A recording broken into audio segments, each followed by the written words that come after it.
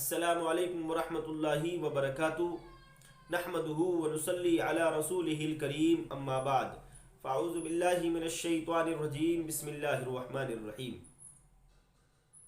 قبر پر پھول ڈالنا اور سبز شاخ ڈالنا کیسا ہے؟ میت کو ان چیزوں سے کیا فائدہ ملتا ہے؟ سبز شاخ یعنی درخت کی ہری ڈالی، تر و تازہ ڈالی اور تر و تازہ پھول ڈالنے سے میت کو کیا فائدہ ملتا ہے؟ تو دیکھیے میں آپ کو بتاؤں، میت کو ان چیزوں سے فائدہ یہ ملتا ہے کہ جب ہم قبر کے اوپر پھول ڈالیں، تر و تازہ پھول ڈالیں یا درخت کی تر و تازہ شاخ ڈالیں، سبز شاخ ڈالیں، تو یہ چیزیں اللہ کی تسبیح اور تحلیل بیان کرتی ہیں۔ تر و تازہ ڈالی بھی اور تر و تازہ پھول بھی اللہ کی تسبیح اور تحلیل بیان کرتی ہیں۔ جب قبر کے اوپر اللہ کی تسبیح اور تحلیل بیان ہوتی ہے تو وہاں پر اللہ تعالیٰ کی رحمت کا نزول ہوتا ہے، یعنی اللہ تعالیٰ وہاں پر اس جگہ پر اپنی رحمت کو نازل فرماتا ہے اور عذاب میں تخفیف فرما دیتا ہے۔ ظاہر بات ہے کہ جب اللہ تعالیٰ کی رحمت کا نزول ہوگا تو عذاب میں تخفیف ہو جائے گی، عذاب ہلکا ہو جائے گا۔ اللہ تعالیٰ جب رحم فرمائے گا تو عذاب دور ہو جائے گا۔ تو یہ فائدہ ہوتا ہے کہ یہ چیزیں اللہ کی تسبیح اور تحلیل بیان کرتی ہیں۔ جب اللہ کی تسبیح اور تحلیل بیان ہوتی ہے تو رحمت الہی کا نزول ہوتا ہے۔ اس کے ثبوت میں ایک حدیث پاک میں آپ کو سنا رہا ہوں۔ حضرت عبداللہ بن عباس رضی اللہ تعالی عنہما اس حدیث پاک کے راوی ہیں۔ وہ بیان فرماتے ہیں کہ ایک مرتبہ اللہ کے رسول صلی اللہ تعالی علیہ وسلم مدینہ شریف یا مکہ مکرمہ کے ایک باغ کے قریب سے گزر رہے تھے تو دو شخصوں کی آواز آپ نے سنی کہ دو قبر والوں پر عذاب ہو رہا ہے۔ آپ صلی اللہ تعالی علیہ وسلم نے ارشاد فرمایا، ان دو قبر والوں پر عذاب ہو رہا ہے۔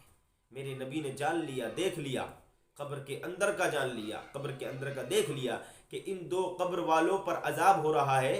اور میرے نبی نے یہ بھی فرمایا لوگوں کہ ان دو قبر والوں پر عذاب کسی بڑے گناہ کی وجہ سے نہیں ہو رہا ہے، بلکہ اس وجہ سے ہو رہا ہے، ایک اس میں سے اپنے پیشاب کی چھینٹوں سے نہیں بچتا تھا، یعنی ایک پیشاب کی چھینٹوں سے نہیں بچتا تھا اور دوسرا شخص لوگوں کی چغلخوریاں کرتا تھا۔ ان دو گناہوں کی وجہ سے ان دونوں کی قبروں پر عذاب ہو رہا ہے، انہیں قبر میں عذاب دیا جا رہا ہے، پیشاب کے چھینٹوں سے نہ بچنے کی وجہ سے اور لوگوں کی چغل خوریاں کرنے کی وجہ سے قبر میں عذاب ہو رہا ہے۔ اس کے بعد میں آپ صلی اللہ تعالی علیہ وسلم نے درخت کی ایک سبز شاخ منگوائی، درخت کی ایک تر و تازہ ٹہنی منگوائی اور اس ٹہنی کے دو ٹکڑے کیے، اس شاخ کے دو ٹکڑے کیے اور دونوں ٹکڑوں کو یعنی دو ٹکڑے کیے اور دونوں قبروں پر ایک ایک ٹکڑا گاڑ دیا۔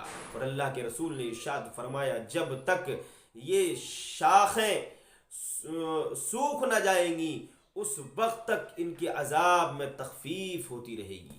جب تک یہ ٹہنیاں تر و تازہ رہیں گی، خشک نہیں ہوں گی، تب تک ان کے عذاب میں تخفیف ہوتی رہے گی، یہاں پر رحمت الہی کا نزول ہوتا رہے گا۔ حوالہ نسائی شریف۔ اب قبر کے اندر عذاب ہونا یہ غیب کی بات ہے، قبر کے اندر مردے کو عذاب ہونا یہ غیب کی بات ہے، لیکن میرے عزیزو محترم سامعین، اللہ تعالیٰ نے اپنے حبیب صلی اللہ علیہ وسلم کو ایسا وسیع و عریض علم عطا فرمایا کہ میرے نبی نے قبر کے اندر کا دیکھ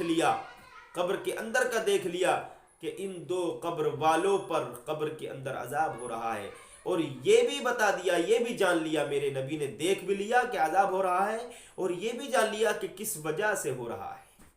میرے نبی نے وجہ بھی بتائی، یہ بھی بتایا کہ ان دو قبر والوں پر عذاب ہو رہا ہے اور یہ بھی بتایا کس وجہ سے ہو رہا ہے۔ ایک کے اوپر پیشاب کے چھینٹوں سے نہ بچنے کی وجہ سے ہو رہا ہے اور دوسرے کے اوپر عذاب اس وجہ سے ہو رہا ہے کہ وہ چغلخوری کرتا تھا۔ تو حضرات، ہمیں معلوم ہو گیا کہ پیشاب کے چھینٹوں سے نہ بچنا اور چغلخوری کرنا یہ ہمارے لیے قبر میں عذاب کا باعث بن جائے گا۔ اور یہاں پر ایک بات آپ کو اور میں بتا دوں، یہاں پر پیشاب کی چھینٹوں سے نہ بچنے کا مطلب یہ ہے، پیشاب کی چھینٹوں سے نہ بچنے سے مراد یہ ہے کہ پیشاب کرنے کے بعد استنجا نہ کرنا، پیشاب کرنے کے بعد استنجا نہ کرنا، پیشاب کے چھینٹوں سے نہ بچنے سے مراد یہ ہے کہ پیشاب کرنے کے بعد استنجا نہ کرنا۔ جب استنجا ہم نہیں کریں گے تو پیشاب کے جتنے بھی چھینٹے ہوں گے، پیشاب کے قطرے ہوں گے، پیشاب کے ذرات ہوں گے، وہ ہمارے کپڑوں سے لگ جائیں گے، کپڑے ہمارے ناپاک ہو جائیں گے، ہم ناپاک ہو جائیں گے، کپڑے خراب ہو جائیں گے۔ اور دوسرا اس وجہ سے کہ لوگوں کی چغل خوریاں کرتا تھا۔ تو یہ ایسے سنگین جرم ہیں دونوں کہ جن سے بچنا نہایت ضروری ہے۔ امید کرتا ہوں کہ آپ لوگ میری بات سمجھ چکے ہوں گے، حدیث پاک کا مفہوم بھی سمجھ چکے ہوں گے۔ السلام علیکم۔